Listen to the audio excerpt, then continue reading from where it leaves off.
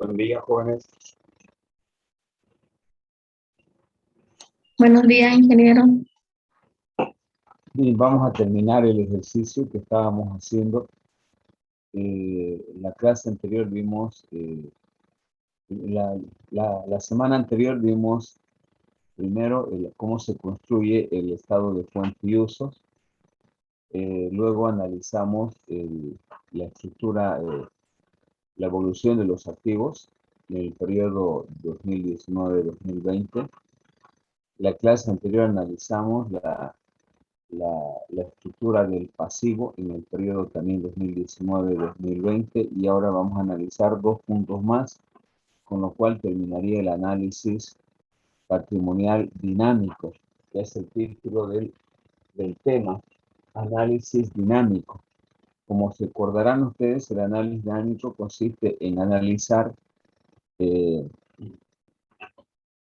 comportamiento, en este caso de la solidez de la empresa en términos básicamente del transcurso del tiempo en un periodo de dos años o dos estados financieros correspondientes a 2 años para evaluar si la empresa ha ganado o perdido solidez.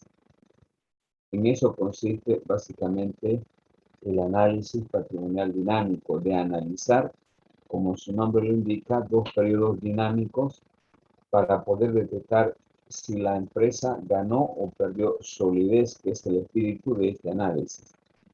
Bueno, como vimos el último punto de la anterior clase, la empresa contaba con cierto nivel de riesgo financiero que seguramente en estos dos análisis que vamos a hacer va a confirmar esa situación de riesgo financiero. Acuérdense que cuando analizamos el último punto sobre la comparación de los pasivos en estos dos periodos, hemos visto de que durante la última gestión la empresa había concentrado demasiados recursos en la parte del corto plazo, lo que implicaba básicamente el surgimiento de cierto nivel de riesgo a la empresa debido básicamente a que una empresa de hardware o de software, para que la gestión financiera sea expedita sin problemas, se debe concentrar básicamente las deudas en el largo plazo, no en el corto plazo. Acuérdense también que las deudas de corto plazo están referidas básicamente a pagar sueldos, alquileres, bancos, servicios. Y obviamente cuando los pagos se concentran demasiado en el corto plazo, la empresa puede tener insolvencia. Eso implica que la empresa no sería sólida o tuviera cierto nivel de riesgo. Bien, con este punto que vamos a analizar ahora, que se llama el análisis del estado de fuente y uso, lo que analizamos básicamente son dos aspectos importantes. Primero, los usos y luego las fuentes,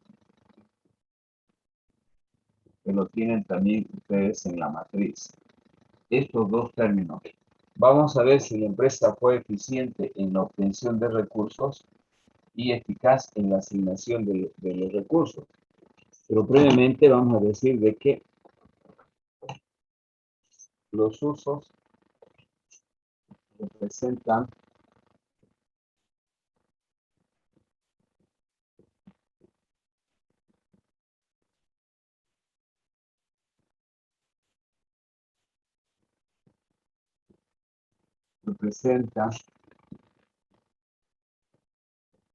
donde se asignaron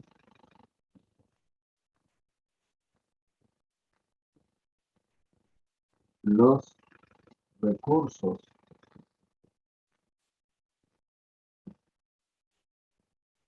obtenidos por la empresa. Los recursos obtenidos por una empresa.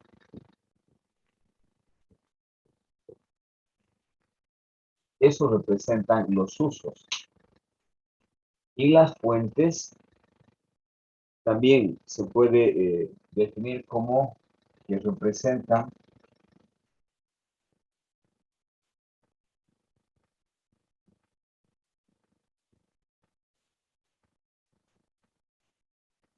representan de dónde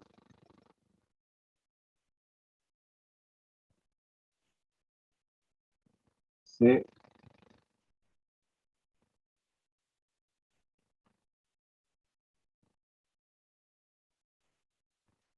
representan de dónde eh,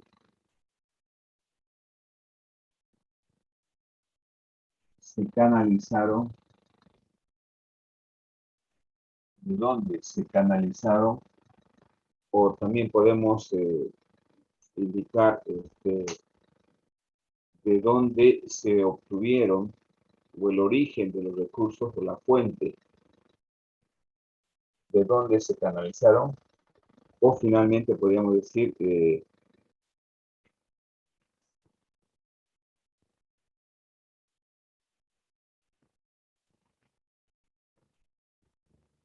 representan de dónde se canalizaron, coma, o,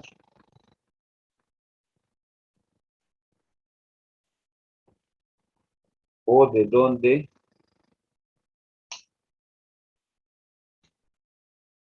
dónde se obtuvo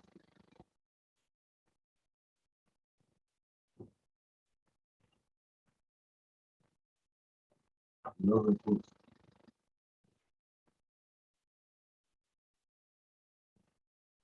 Bien, son dos conceptos que ya habíamos comentado en la clase anterior, el concepto de uso y fuente.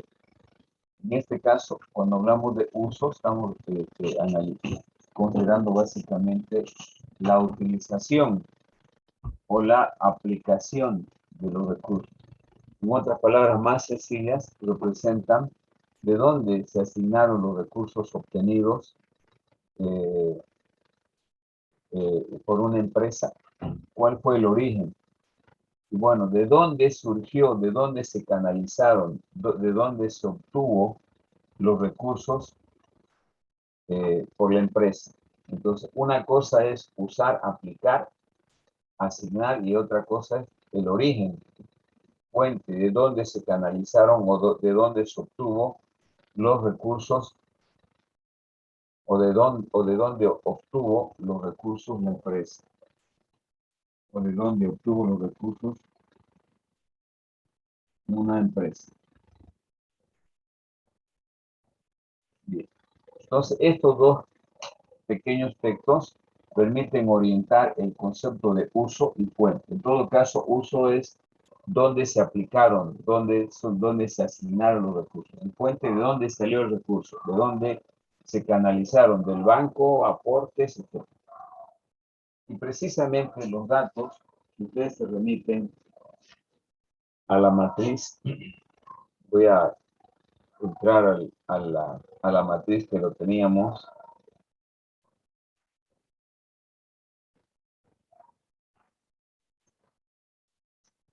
Un minutito, voy a entrar al ejercicio, a la imagen del ejercicio.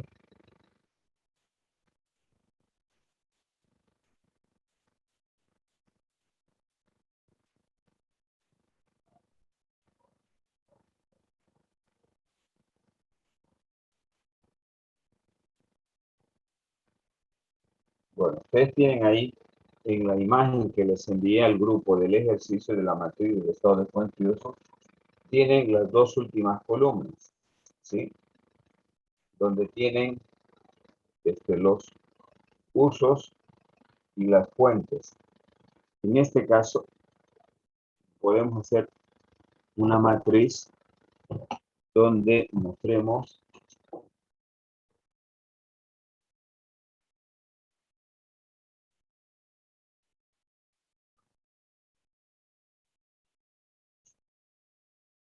por un lado los usos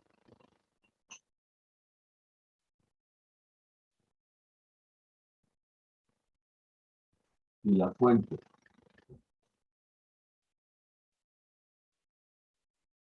Analizando la matriz, acá tenemos, por ejemplo, que el 60%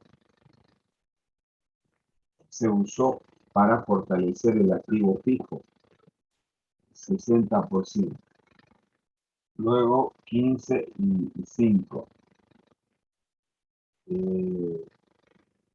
15% se utilizó para financiar a los clientes o cuentas por cobrar.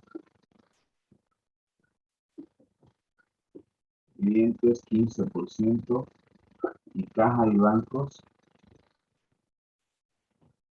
5%.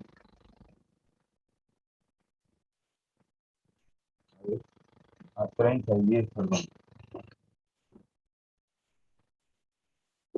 30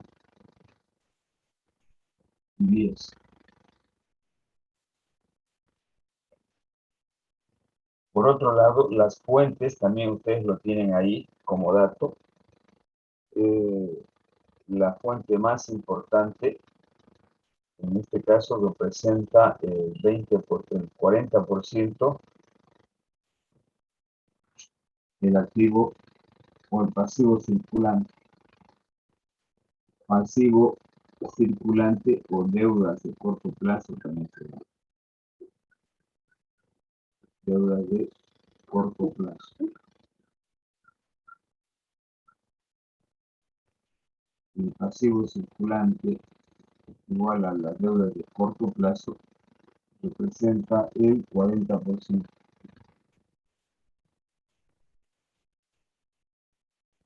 Luego viene la otra fuente, viene a ser las deudas a largo plazo.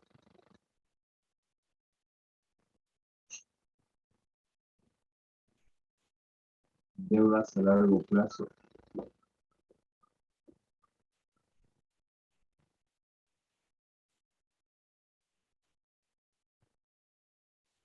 Eh,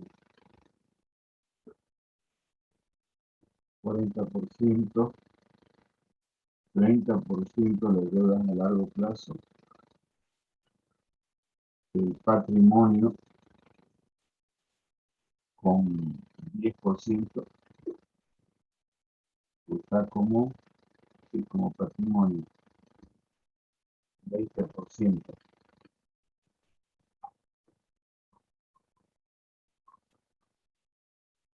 Patrimonio, 20%. Finalmente está el stock o inventario con 10%. Tiene que sumar a 100.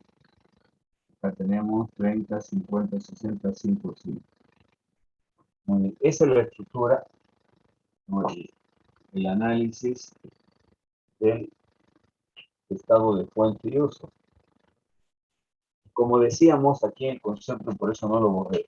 El uso representa de dónde se asignaron los recursos obtenidos en una empresa, o más bien, dónde se asignaron. Si ustedes ven aquí el uso, utilizamos en el caso del ejercicio para fortalecer el activo fijo en un 60%, para poder financiar a las cuentas por pagar o clientes en 30% y para financiar la caja 10%. La fuente, de dónde se canalizaron los recursos o de dónde se obtuvo los recursos en la empresa. 40% de las deudas a corto plazo, 30% de las deudas a largo plazo, del patrimonio o el capital de la empresa, 20%, y los stocks, que por la venta están financiando con un 10%. Esa es la estructura gráfica. Ahora, lo que nos falta es hacer el análisis teórico.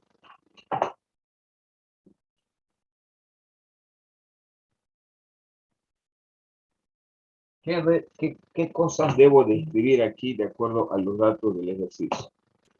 ¿No?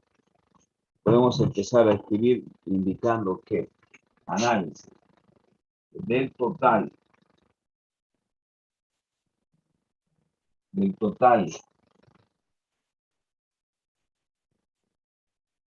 de los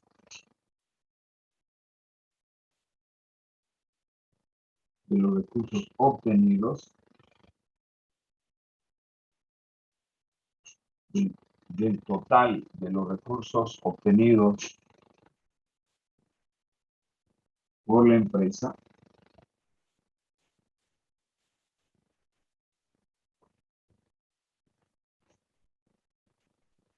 El 60% se utilizaron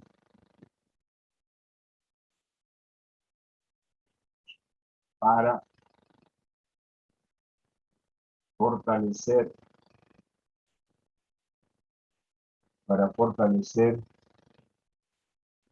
el activo fijo, como que en este caso,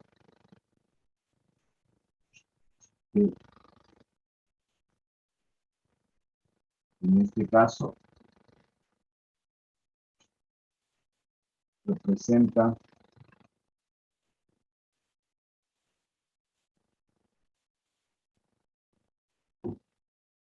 una empresa industrial, una empresa industrial.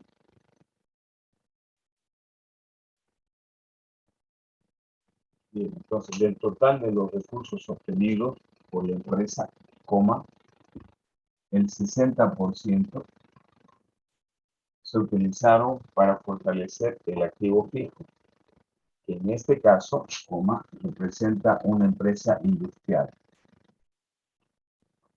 Eh, la decisión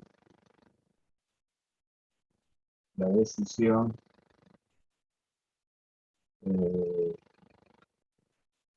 representa una empresa industrial. La decisión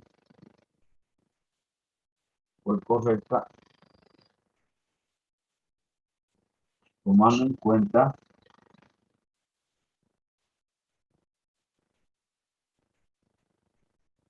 cuenta que los activos fijos generan mayor producción, generan mayor producción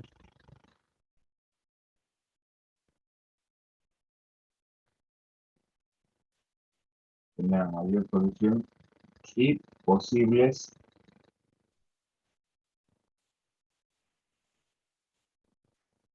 incrementos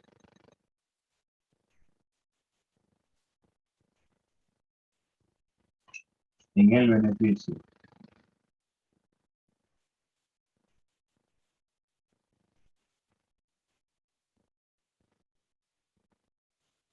Listo.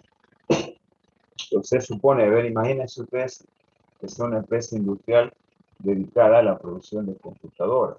Si yo refuerzo la plata utilizada que he obtenido fortaleciendo el activo fijo, tengo la posibilidad de incrementar la producción. Es decir, fíjense, estoy hablando de esta lógica. El ingreso total es precio por cantidad producida. ¿Sí? Entonces, si esto incrementa, si la producción incrementa, esto se va a incrementar. Y el beneficio, ustedes saben que es la diferencia entre el ingreso total menos el costo total. Si incrementa el ingreso, bajo una lógica de mantener constantes los costos, esto también va a aumentar el beneficio. Es por esa razón que estamos haciendo esta afirmación. Hemos dicho ya desde la anterior clase, uno tiene que, de alguna manera, por lógica, observar y deducir de manera lógica. Si yo estoy invirtiendo más en activos fijos, más maquinaria, más infraestructura, ¿eso qué me da? Mayor producción. Al haber mayor producción, posiblemente se incremente. Por eso estoy indicando de que posiblemente este incremento en la producción aumente los ingresos y por ende los beneficios, ¿no? La decisión fue correcta tomando en cuenta que los activos fijos generan mayor producción y posibles incrementos en el beneficio. Bien. El saldo, sigo escribiendo, el saldo restante, el saldo restante, el saldo restante, 40% de los usos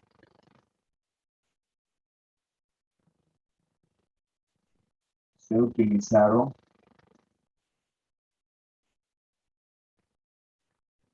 para financiar, utilizaron para financiar, dos puntos seguidos,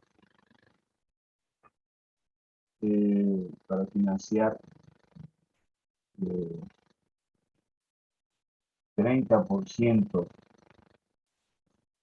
a las cuentas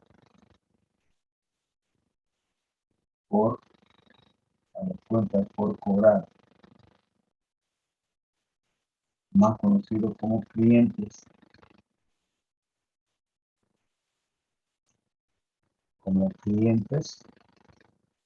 y 10%, este 10%, 10% para 10% para financiar 30% de las cuentas por cobrar y 10% a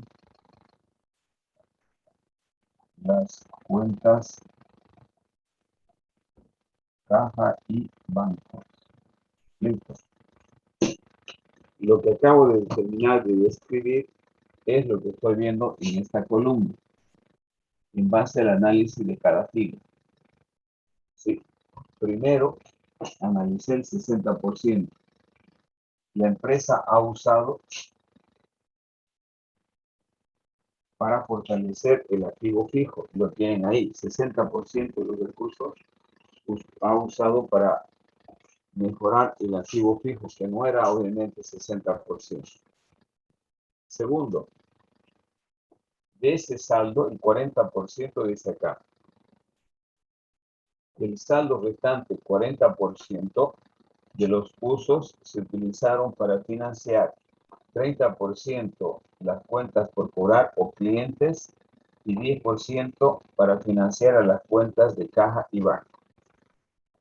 Acabamos de describir esta parte. ¿Alguna pregunta hasta aquí?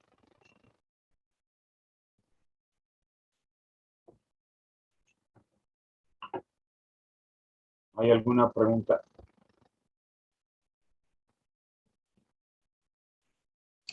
No, ya está claro. Muy bien. Ahora vamos a describir eh, la segunda parte, que es las fuentes.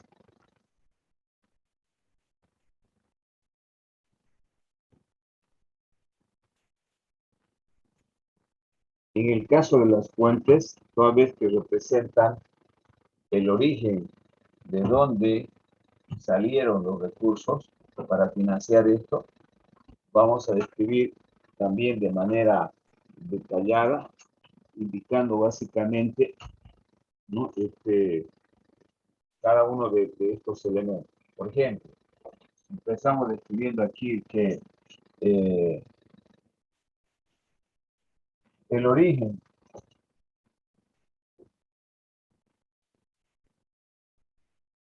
el origen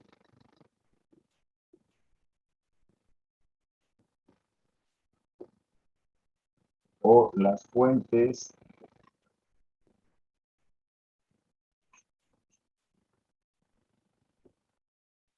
de los recursos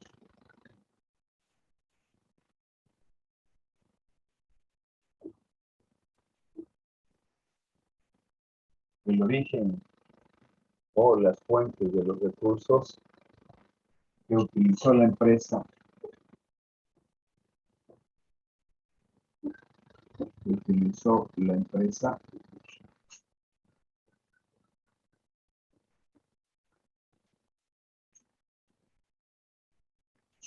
fueron el 40% de deudas a corto plazo,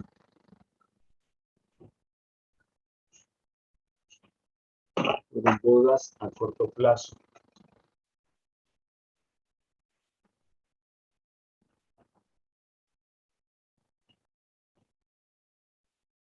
y el, el saldo del 60% y el saldo del 60% se financió como se financió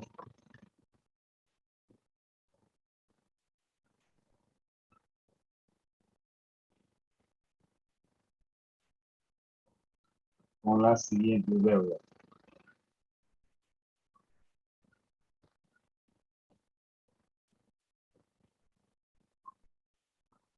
Dos puntos aparte. Guión, deudas a largo plazo. Deudas a largo plazo igual al 30%. Patrimonio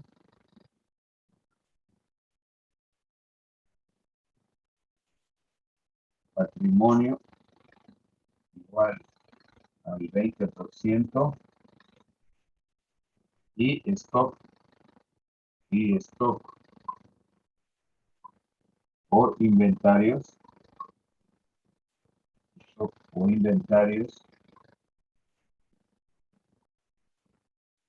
igual al 10%. O sea, dicho de otra manera, ¿de dónde salió la plata? Es lo que el origen o las fuentes de los recursos que utilizó la empresa fueron el 40% de deuda a corto plazo.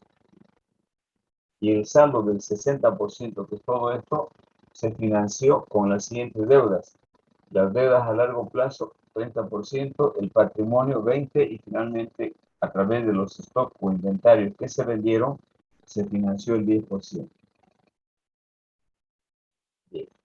Una vez que hemos descrito cada bloque, como pueden ver aquí, se escribe la última parte, que es la conclusión, para ver si la empresa fue eficiente en la obtención y eficaz en la asignación. ¿Alguna pregunta hasta aquí? No.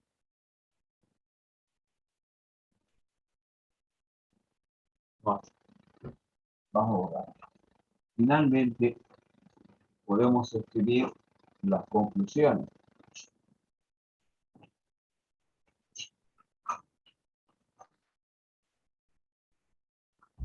Conclusiones.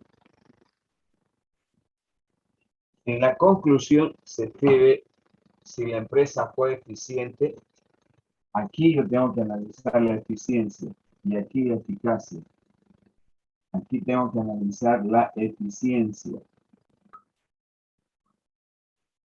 y aquí la eficacia. Bueno, estos dos términos ustedes lo conocen. La eficiencia se refiere básicamente, en este caso del análisis financiero, si la empresa fue eficiente en la obtención de recursos. ¿Y cuándo es eficiente? Cuando nosotros conseguimos las fuentes de financiamiento, gran parte con deudas de largo plazo. Aquí la empresa se ha endeudado el 40% con el corto plazo. ¿Qué implica el corto plazo? Solamente para recordar y para que vean que tiene una lógica interesante esto, ¿no? Las deudas de corto plazo de una empresa que desarrolla software o que vende computadoras va a ser el pago de sueldos, salarios, el pago de posibles intereses de un capital que obtuvo de un crédito. Va a ser alquileres, van a ser servicios básicos, van a ser todos los pagos que habitualmente se realizan por concepto de impuestos, llámese IVA, llámese IT, etc. Entonces, cuando se carga demasiado con deudas a corto plazo, la empresa suele algunas veces no poder cancelar todo. Entonces, la recomendación financiera, ya les he dicho varias veces, si usted tiene su empresa, es mejor deber a largo plazo más que a deber a corto plazo. Es decir, usted si tiene una empresa debe tener deudas en porcentaje mayor en el largo plazo que en el corto plazo. Porque alguien dirá, desde la lógica de una persona individual, dice, es mejor que de pagar rápido o deber en poco tiempo, porque así no pago intereses. Ojo, obviamente es una lógica esa. Sin embargo, si usted tiene una empresa, la empresa pues está produciendo recursos para poder pagar, ¿no? Bajo esa lógica, en una empresa siempre, por norma, debe concentrar sus deudas en el largo plazo y no en el corto plazo. Si usted concentra demasiado en el corto plazo, le está aumentando el riesgo a su empresa que no pueda pagar en algún momento. Entonces, eso es eficiencia. La eficiencia se mide en que la empresa debe básicamente concentrar gran parte de su fuente de financiamiento, de obtención de recursos, en el largo plazo y no en el corto. Aquí la empresa no es eficiente en la obtención de los recursos, pero sí es eficaz en la asignación. La eficacia tiene que ver de que esa plata que ha obtenido, ¿dónde lo va a invertir? Se supone que si es de una empresa industrial, lo está invirtiendo el 60% en fortalecer el activo fijo. Ya saben por qué. ¿Qué genera el activo fijo? Riqueza, mayor producción, mayor beneficio. Entonces, fue eficaz la empresa, pero no ha sido eficiente. Y por esa razón tiene riesgo financiero la empresa. Entonces, podemos escribir, ¿no?, que de la siguiente manera. Conclusión. Las fuentes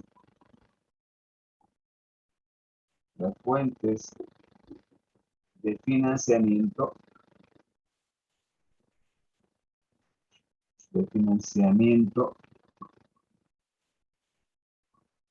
no son las adecuadas,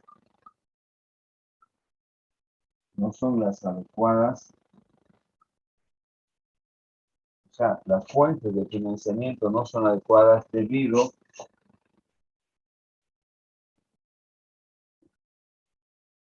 a que el 40% son deudas a corto plazo. Son debido a que el 40% son deudas a corto plazo. Por un lado, es decir,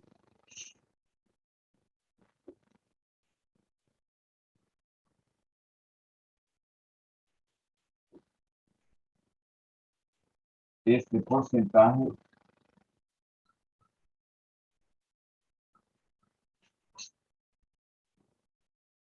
es muy elevado. Pero alguien me preguntará, ¿y cuál es el término para decir muy elevado? Por ejemplo, yo en algún momento les decía, el pasivo circulante no debe pasar el 20%, y espero que hayan notado, ¿no? Pero está aquí el doble, el 40%. Lo recomendable es que el pasivo circulante oscile entre un 15 y un 20% como máximo. Pero aquí está 40%, por eso dice, este porcentaje es muy elevado. Es muy elevado, lo que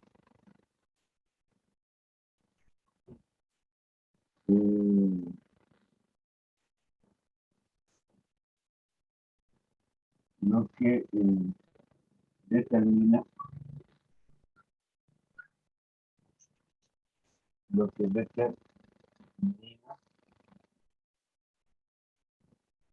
que la empresa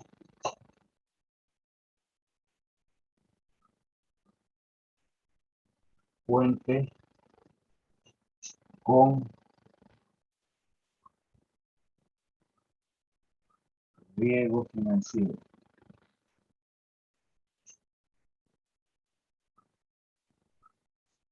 Que la empresa cuente con riesgo financiero, por lo que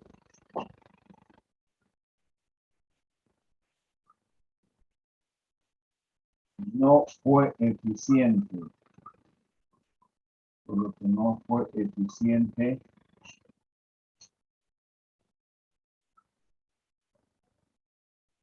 En la obtención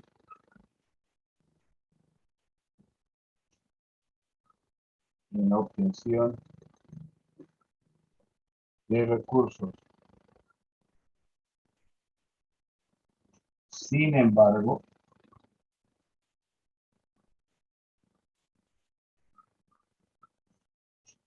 fue eficaz en, la asignación.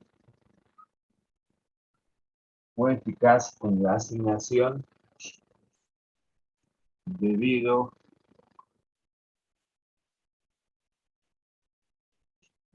a que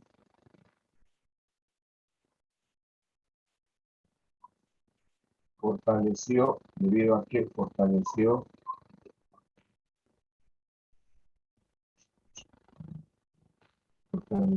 los activos fijos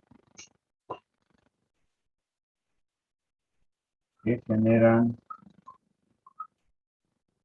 riqueza para la empresa,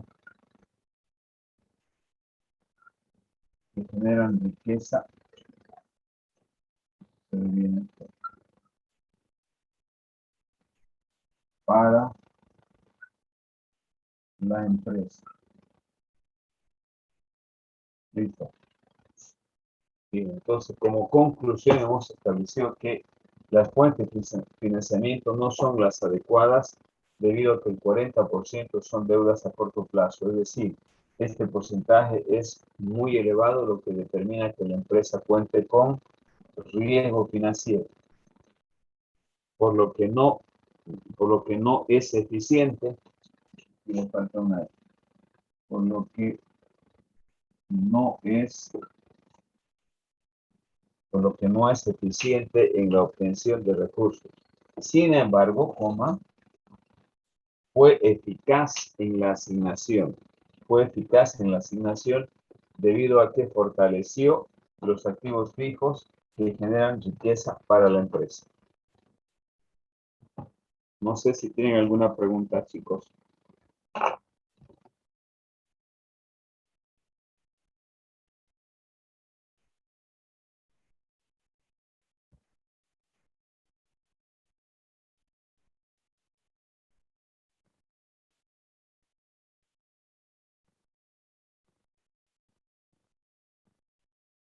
Entonces, este análisis nos permite determinar como conclusión si la empresa fue eficiente en la obtención y eficaz en la asignación.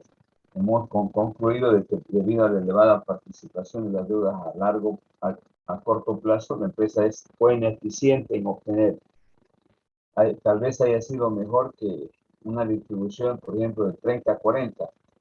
Podría todavía disminuir su riesgo, ¿no? Pero lo ideal hemos dicho que debe ser las deudas de corto plazo hasta un 20% más.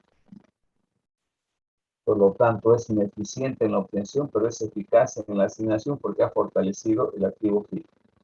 En el caso de que es una empresa industrial, y que cualquier empresa industrial, cuando se fortalece el activo fijo, implica mayor producción, mayores ingresos, mayores beneficios.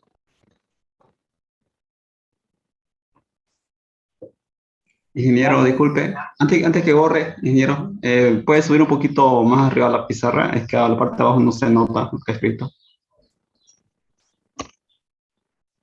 Ya, está bien. Está bien, está bien.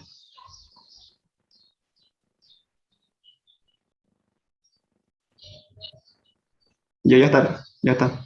Gracias, ingeniero. Análisis del capital de trabajo neto. Análisis del capital de trabajo neto.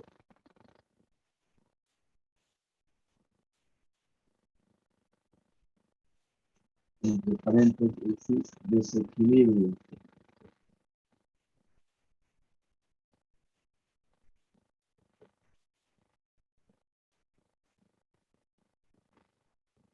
Análisis del capital de trabajo neto, entre paréntesis, desequilibrio.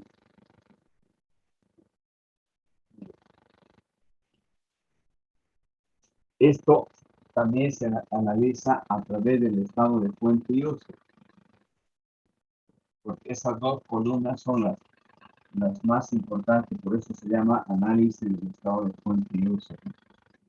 Bien, entonces, nuevamente voy a revisar aquí las dos columnitas de usos y fuentes para poder determinar estos aspectos. Vamos a graficar como usos y fuentes.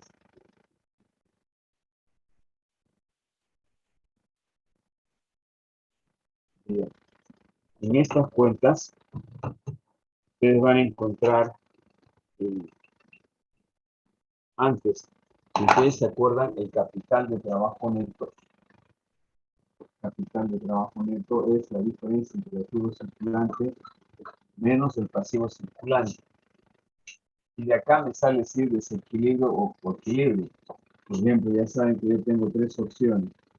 De que si el capital de trabajo neto es igual a 0, si el capital de trabajo neto es positivo, o si el capital de trabajo neto es negativo. Acá yo tengo que estar en equilibrio, aquí está en desequilibrio positivo y acá desequilibrio negativo. Bien, entonces a través de este estado de fuente y uso también podemos determinar, en este caso, en la columna usos. Si ustedes se fijan, en la columna usos, ustedes tienen ahí tres cuentas. Tienen la primera cuenta del circulante, dice activo circulante. Si ustedes se fijan, los activos circulantes con valores está clientes con 15.000 y caja y banco 5.000. La primera está cliente, dice. Está la siguiente cuenta que es caja y banco en el activo circulante. Esto representa solamente las cuentas del activo circulante. Y aquí van a estar las cuentas del pasivo circulante para mantener esta relación. Y bueno, los montos de clientes es 15.000 y caja y banco 5.000. Lo que en total de los usos llega a 20.000.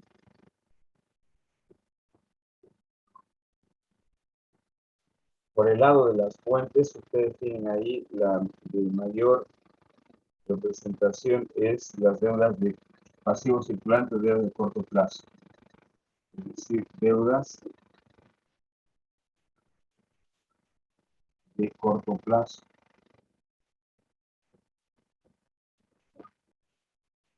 Que tiene un valor nominal de 20.000.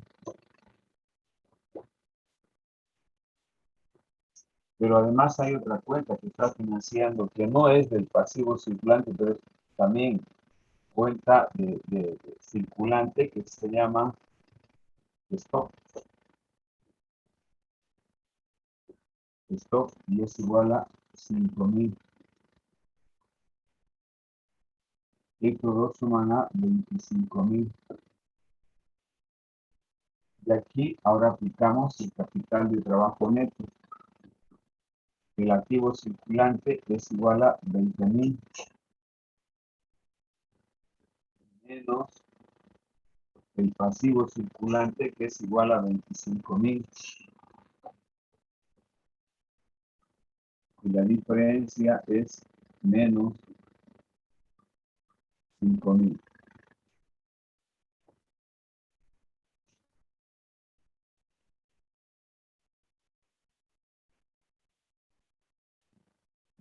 Entonces, acá se ve claramente que la empresa tiene un saldo negativo.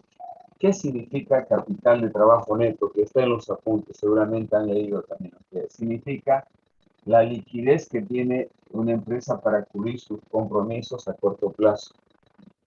El capital de trabajo neto es un indicador financiero que me determina la liquidez, la plata que tiene una empresa para cubrir sus compromisos o sus deudas a corto plazo. y vemos de que no va a poder cubrir su deuda, va a tener un déficit de 5.000. Eso implica que la empresa está en desequilibrio negativo, ¿sí? Entonces podemos pedir a manera de conclusión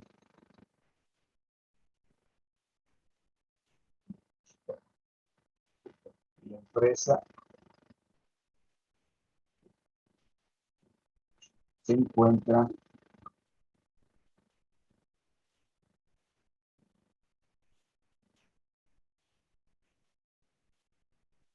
con desequilibrio negativo.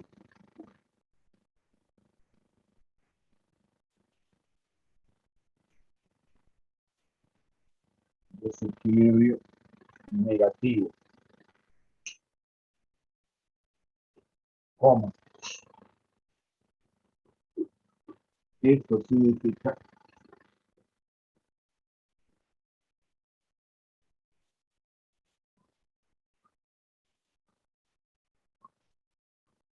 que no cuenta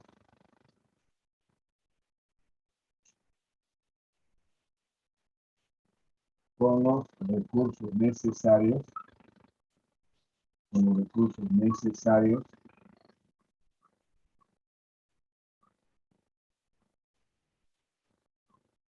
para cubrir,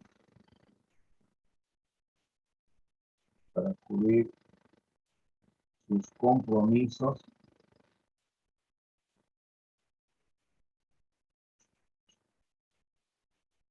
o deudas a corto plazo.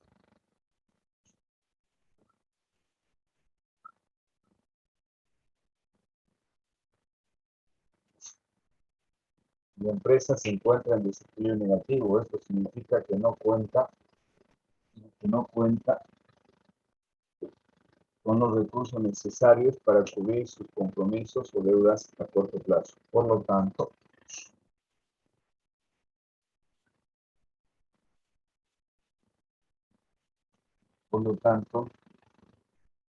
la empresa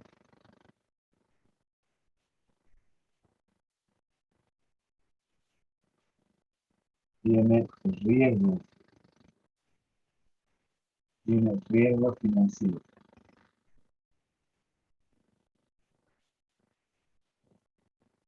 Con eso acaba el análisis de esta unidad. Repito, la conclusión, este análisis del capital de trabajo neto o desequilibrio se analiza también de esas dos columnas. Aquí yo, en los cursos, partiendo del concepto de capital de trabajo neto. El capital de trabajo neto es aquella cantidad de recursos que una empresa cuenta para cubrir sus compromisos a corto plazo. ¿Y cómo se obtiene? A través de la diferencia de activo circulante menos pasivo circulante. Si esta diferencia es igual a cero, está en equilibrio la empresa. Si es positiva, está en desequilibrio positivo, y si es negativa, como en este caso, tiene un desequilibrio negativo, lo que implica riesgo.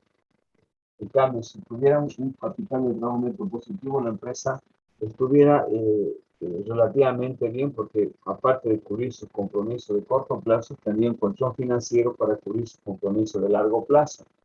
Pero este caso no es ese, ¿no? Entonces, escribo como conclusión que la empresa se encuentra en desequilibrio negativo. Esto me trae muy claro. Esto significa que no cuenta con los recursos necesarios para cubrir sus compromisos o deudas a corto plazo. Por lo tanto, la empresa tiene riesgo financiero.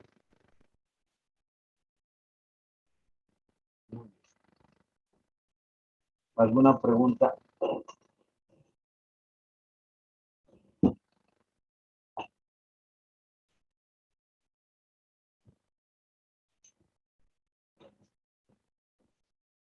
Con esto hemos terminado la unidad 3. Hoy vamos a entrar a la unidad 4.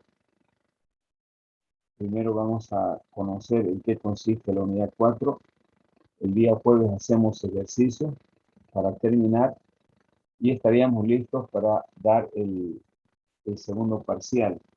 Ahora bien, obviamente con toda el derecho que tienen ustedes, seguramente quieren saber su nota. Les voy a mostrar el día el día viernes. Yo sinceramente no pude terminar de corregir todos los exámenes, no obstante que le dediqué todo 2 fines de semana ya. La semana anterior había terminado algunos grupos de economía, me faltaba uno. Y bueno, hoy por la tarde me voy a dedicar a corregir los exámenes de ustedes para mostrarles el día jueves. La idea es de que, chicos, el día próximo martes, como hoy, vemos el segundo parcial. Entonces, revisen su material, está colgado en la plataforma Moodle para que vayan leyendo. Y el examen va a ser hasta aquí. Lo que avancemos el día jueves ya es para el próximo examen final. O sea, el examen final lo vamos a dar de 2 unidades, la unidad 4 y 5. Este examen del segundo parcial para el día martes es interés compuesto y análisis patrimonial. Repito, el examen del segundo parcial es el interés compuesto, que es la mitad de la unidad 2, y el análisis patrimonial, que es la unidad 3 en su totalidad. Entonces, de ahí viene el examen para el segundo parcial, que lo vamos a dar el próximo martes 22, en el horario de clase. No sé si tienen alguna pregunta. Todavía no mandó práctico, ¿no, ingeniero? El práctico de esto les voy a mandar esta tarde. Ya lo tengo hecho el práctico. Del análisis estático, del análisis dinámico, un práctico, porque ya han hecho de interés compuesto, ¿no? Hemos hecho también en clase 10 ejercicios de interés compuesto, que es suficiente para poder desarrollar la habilidad. Bien. Ahora, vamos a utilizar el tiempo que nos queda para poder ya entrar a la siguiente unidad. Para ello voy a compartir pantalla. Es una unidad que está referida a otro tipo de análisis financiero que también es interesante, como van a ver. Se llama análisis financiero propiamente dicho.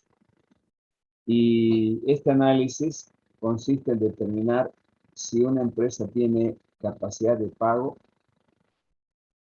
y si tiene puntualidad de pago.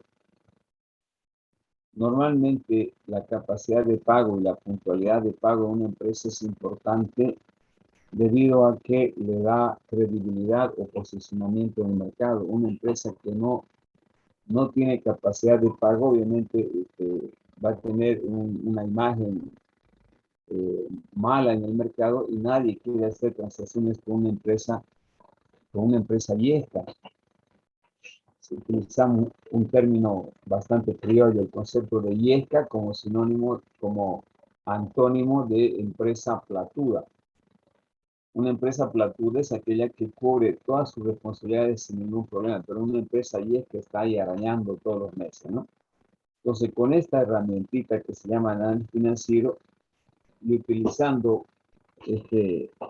cocientes de dos variables contables, cocientes, o también se llaman razones, se llaman indicadores, se llaman ratios financieros, podemos establecer si una empresa tiene capacidad de pago, si una empresa es solvente, o si una empresa va a ser insolvente, es decir, no va a poder pagar lo que debe. Y al mismo tiempo podemos evaluar la puntualidad de pago, que se mide a través, por ejemplo, de la aplicación de indicadores, primero de ver qué tiempo yo tardo en cobrar a mis clientes para generar liquidez y qué tiempo tardo en pagar. Esta brecha entre el cobrar y el pagar en finanzas y en el manejo de una empresa debe por lo menos tener una diferencia de una semana o 2 semanas. Es decir, yo debo tardar menos en cobrar y más tiempo en pagar para que no tenga problemas en la parte de pago o en la parte financiera. Repito, las empresas deben tener menos tiempo para cobrar a sus clientes, a sus deudores, y más tiempo para pagar a sus proveedores. Y esos indicadores los vamos a analizar en detalle cuando ya entremos en tema. Pero en resumen, el análisis financiero se realiza para determinar la solvencia. Una persona solvente es aquella persona que va a cumplir con sus compromisos. Y una persona insolvente es aquella persona que no paga nunca una deuda, que se la tiene charlando al acreedor, ¿no? Es en la jerga de ustedes, ¿no? Un cortejo solvente es el que le lleva al cine y paga el cine, paga los helados, las pipocas. Y un novio o un enamoradizo yesca es aquel que espera que le pague la corteja. En una empresa ocurre lo mismo. No hay empresas solventes y hay empresas insolventes. Las empresas solventes son aquellas que generan recursos para cumplir sus compromisos que tienen en el corto plazo. Y una empresa insolvente es una empresa vieja que no puede contar con recursos para pagar sus compromisos. Y obviamente es un riesgo también esto de que usted no pueda hacer transacciones o actividades si es una empresa que tiene demasiada capacidad de insolvencia. Con mayor razón, para acceder a un crédito en un banco, lo que le miden es esto, lo que vamos a medir nosotros en los indicadores. Cuando saca un crédito una persona o una empresa, lo que le miden es su solvencia, su capacidad de pago. Si va a tener capacidad de pagar todos los meses, si no va a tener problemas de insolvencia. Eso es lo que vamos a ver. Para ello voy a compartir pantalla para ver el material que se tiene para esta parte. Bueno, como podrán ver ustedes en el material, está relacionado básicamente a analizar la unidad 4 relacionado con el diagnóstico financiero de una empresa. ¿Qué se ve en esta imagen? Bueno, aquí se ven una serie de barras, de datos, de información que proporciona particularmente el análisis financiero de una empresa. ¿No? Nos podemos representar en forma gráfica a través de una torta, a través de indicadores, etcétera, para ver la situación en la cual se encuentra una empresa en términos de capacidad de pago y puntualidad de pago. Pero lo más común son la utilización de indicadores, que lo vamos a ver más adelante. En todo caso, el análisis financiero, como segunda herramienta de análisis financiero propiamente dicho, permite profundizar el análisis patrimonial que acabamos de hacer. Es decir, el análisis financiero va mucho más allá del análisis patrimonial porque analiza con más detalle una serie de cuentas que son importantes conocer en el manejo de una empresa para evitar cualquier riesgo. Por ejemplo, cuando hablamos del análisis financiero, estamos hablando de una herramienta que se utiliza con frecuencia para evaluar el desempeño de una empresa. No, son a través básicamente de razones financieras que no son más que el cociente, chicos, de dos variables. Por ejemplo, cuando quiero medir si una empresa es solvente o no solvente, mido el activo circulante dividido entre el pasivo circulante. Si ese cociente me da un valor mayor a 1, implica que la empresa es solvente, como vamos a ver más adelante. No quiero adelantarme todavía, pero en todo caso, el análisis financiero se realiza con una serie de herramientas que se llaman indicadores, se llaman razones financieras, se llaman cocientes financieros, se llaman índices financieros, etc. Bueno, a través del análisis financiero que se realiza una empresa, se puede lograr establecer otro nuevo objetivo en la evaluación de una empresa, ¿cuál es la solvencia? Entiéndase por solvencia la disponibilidad de recursos que debe tener una empresa para cubrir sus compromisos, fundamentalmente de corto plazo inicialmente y luego de largo plazo. La solvencia es sinónimo, como les decía, de una persona que cuenta con el dinero suficiente para cubrir todo lo que implique compromisos o deudas. Lo contrario, obviamente, será insolvencia. Es decir, las empresas solventes son las que van a cubrir todos sus compromisos sin problema. Las personas insolventes obviamente van a tener problemas. A través del análisis financiero, lo que se trata de evaluar, chicos, es la capacidad de pago y la puntualidad de pago. Estos dos son los indicadores que vamos a estudiar precisamente. Primero, la capacidad de pago y la puntualidad de pago. Generalmente, la capacidad de pago se evalúa a través de índices o ratios, y la puntualidad de pago a través de razones, que también son dos variables divididas entre sí, dos variables económicas. En todo caso, el primer análisis, la capacidad de pago, no solamente es importante para el dueño o los dueños de una empresa, sino también para los bancos, a quienes se acude a obtener un crédito. Y la puntualidad de pago se refiere más que todo a la seriedad que debe tener una empresa, a la formalidad de poder cumplir con todos sus compromisos que tienen en el corto plazo, no solamente a sus proveedores, sino también a sus agentes internos. Para el análisis de la capacidad de pago, como les decía, se utiliza una serie de cocientes, de razones o de indicadores, como por ejemplo, la razón de liquidez, como podrán ver, se refiere a tener plata. La razón de actividad se refiere básicamente a contar con una serie de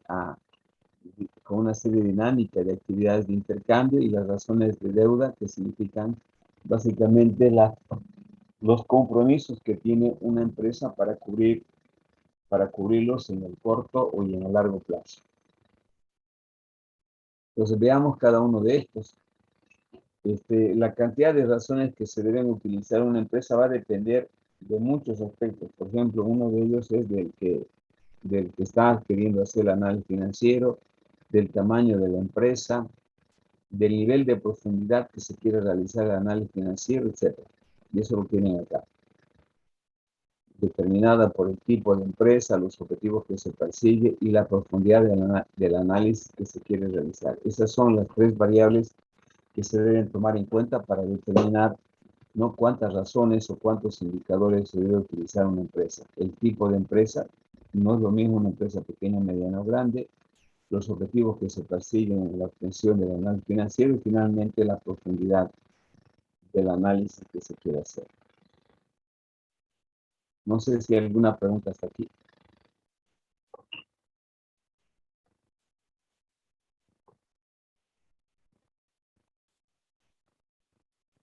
Muy bien, continuamos.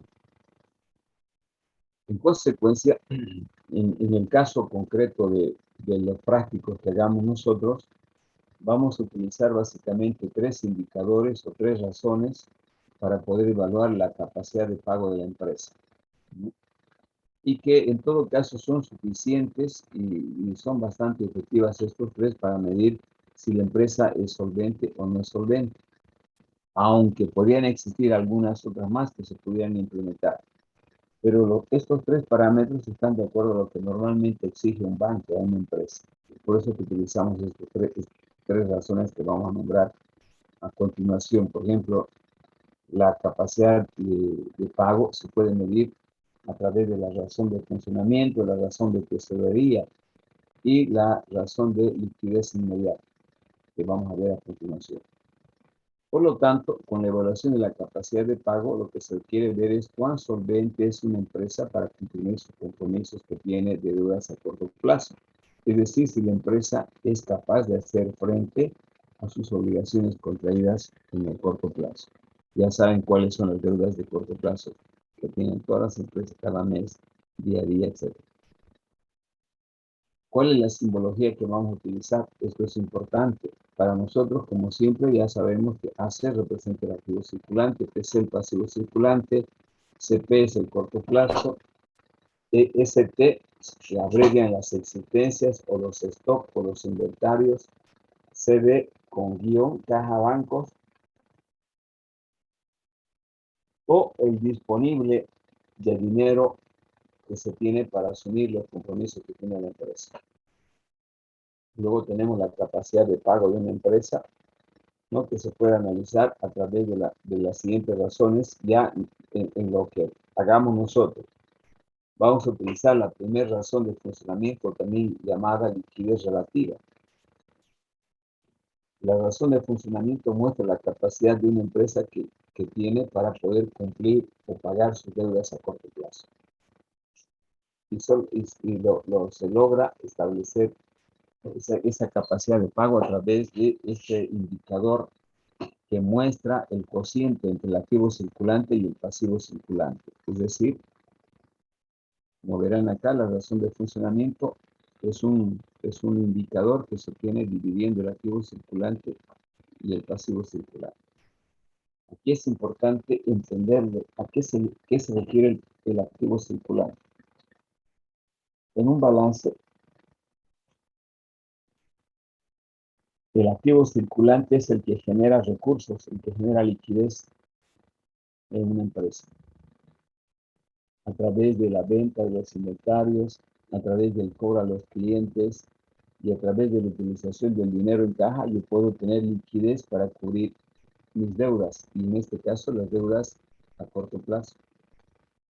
Entonces, cuando mido la disponibilidad de recursos que tengo versus lo que yo debo a la empresa, implica que estoy aplicando la razón de funcionamiento.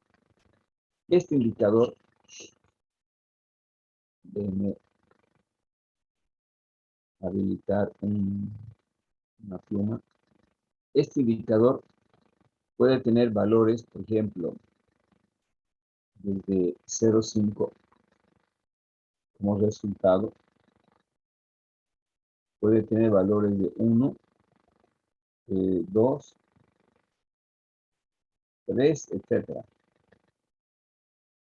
En ese orden, podríamos decir que si yo tengo como resultado acá, en el análisis financiero de la razón de funcionamiento de mi empresa, como resultado acá tengo 0,5.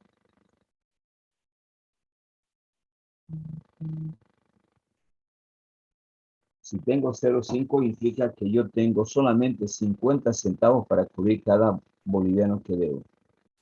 Acuérdense que el activo circulante representa la disponibilidad de recursos que tiene la empresa y el pasivo circulante, todo lo que yo debo a corto plazo. Entonces,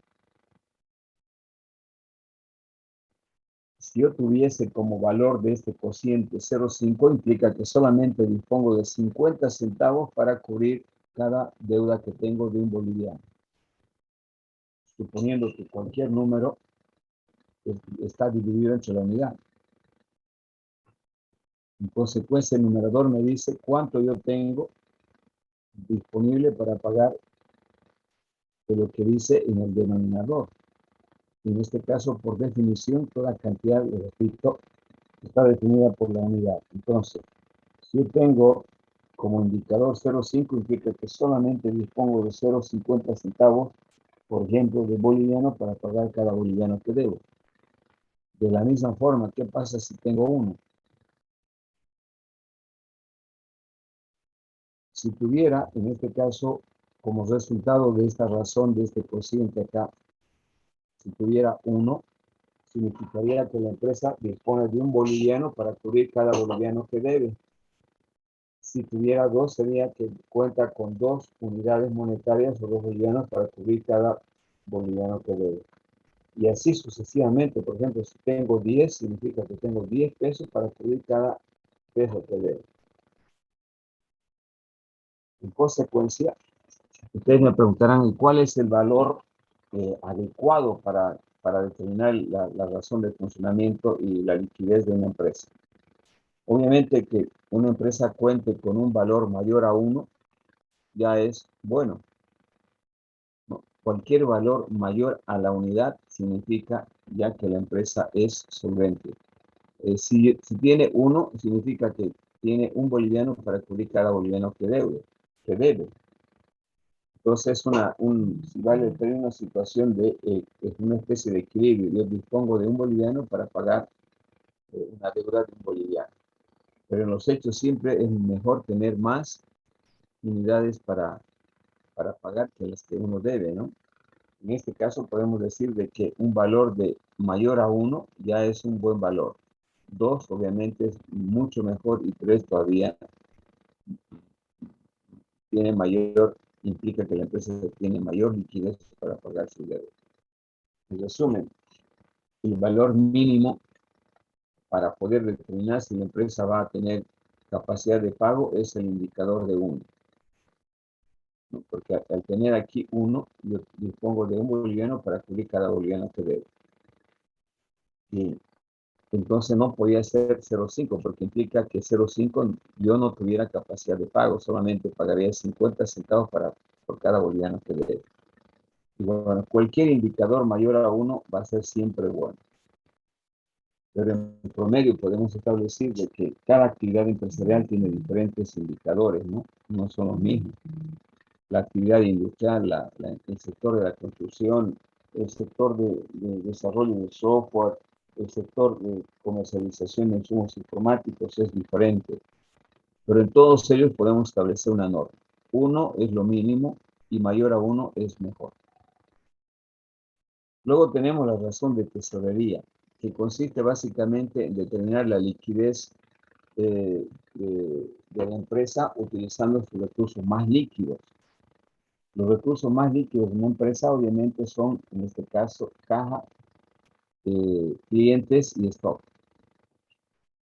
Y para determinar este indicador, se resta del activo circulante los stocks y se divide entre el pasivo circulante. Entonces, la única diferencia es que yo utilizo aquí los recursos más líquidos del activo circulante, que es la cuenta general, les resto el stock de inventarios y si me sale un saldo a favor y dividido entre el pasivo circulante me puede dar indicadores igual que en el anterior, 0,5, 1, 2, 3, 4, 5, 10. Va la razón de tener capacidad de pago va a depender básicamente, sigo insistiendo, en valores, en este caso, mayores a la unidad. Si en esta razón de tesorería la empresa cuenta con 0,5, estaríamos hablando de solamente contar 50 centavos para cubrir cada deuda. No obstante que al activo circulante le hemos restado los stocks o inventarios. Finalmente, el otro indicador que vamos a utilizar se llama la razón de disponible. Es la cuenta más líquida, totalmente líquida, que utiliza directamente el dinero en efectivo de cuentas de PF, cuentas de ahorro, cuentas de movimientos económicos que habitualmente tienen las empresas, que se llama cuenta corriente. En este caso, solamente este cociente se obtiene dividiendo todo lo que implica caja y bancos entre el pasivo circulante. Obviamente, este indicador no es exquisito como el primero y el segundo. Muchas empresas con esta razón, con este indicador, no podían pagar ni siquiera una garrafa. Para que se entienda más o menos, ¿no? Entonces, la razón de disponible me está mostrando la relación que tiene la empresa utilizando sus recursos totalmente líquidos que los tiene en caja o en una cuenta de ahorro, dividido entre lo que debe cada mes. Acá generalmente las empresas tienen indicadores menores a la unidad, que pueden ser 0,5, 0,3, etc. Y es normal que tenga un indicador menor a la unidad en el entendido de que solamente está utilizando una cuenta de las 3 que forman parte del activo circulante. Entonces, la empresa debe tener capacidad de pago, principalmente mostrando el primer hasta el segundo indicador. Y este tercero a veces no va a ser posible en el caso de alguna empresa que se dedique en el rubro de ustedes, por ejemplo, a desarrollar software o vender insumos informáticos. Bien, estos son los 3 indicadores que vamos a utilizar a partir de un ejercicio en la próxima clase. No sé si tienen alguna pregunta.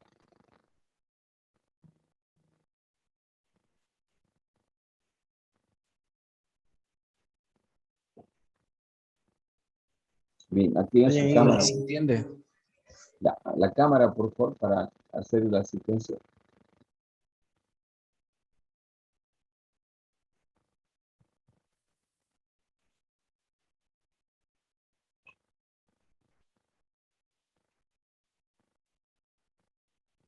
Bien, chicos, la próxima clase avanzamos el análisis de aquí hemos visto la capacidad de pago y la próxima clase vamos a ver la puntualidad de pago y hacemos ejercicios inmediatamente.